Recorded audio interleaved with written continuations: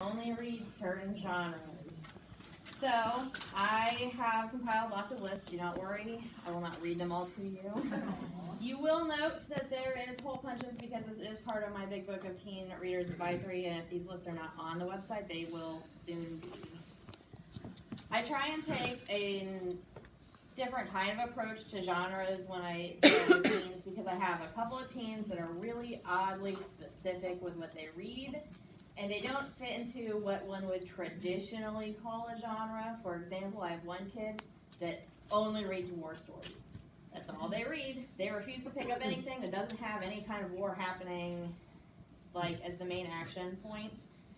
Unwilling to expand into some other areas, so I handed them Dread Nation, which is excellent, excellent, excellent, but it is also not a traditional war story.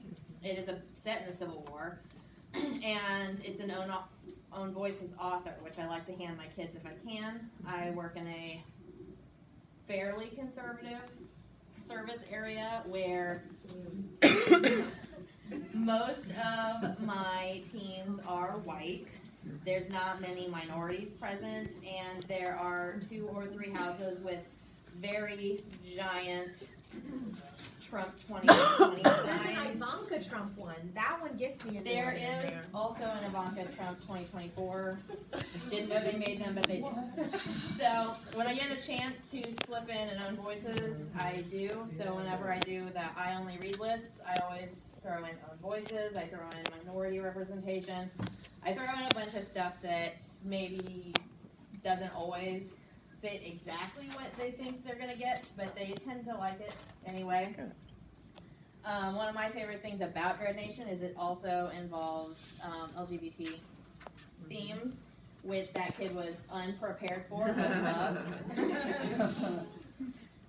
In fact, asked me for another own voices that involve that kind of stuff. Handed up Shadow Shaper, loved it. Super stoked that the 3rd one just came out. I also have like sports stories and comedy, because in children's land you get things like Diary of Wimpy Kid, Dork Diaries, stuff like that. It's really humorous and funny, and it doesn't always transfer up into teen authors, but you get the kids that's what they want. Life is rough, they don't like it. I work in a poorer area of our county, and so times are tough.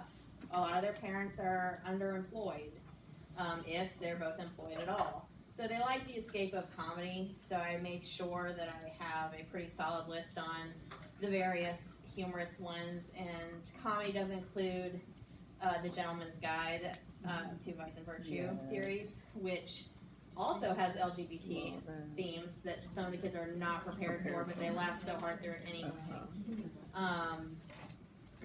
I have one teen that reads only romance. So strictly hardcore, will only read romance. So I threw an own voices author at her. I did When Dipple Met Rishi, which is from one of my favorite authors. And now she only reads romance by Indian American authors. Aww. Our library does not have a lot. But it has had her stretch out into like the online community to find books that you can read on Wattpad, which does have some original stories on it and other things.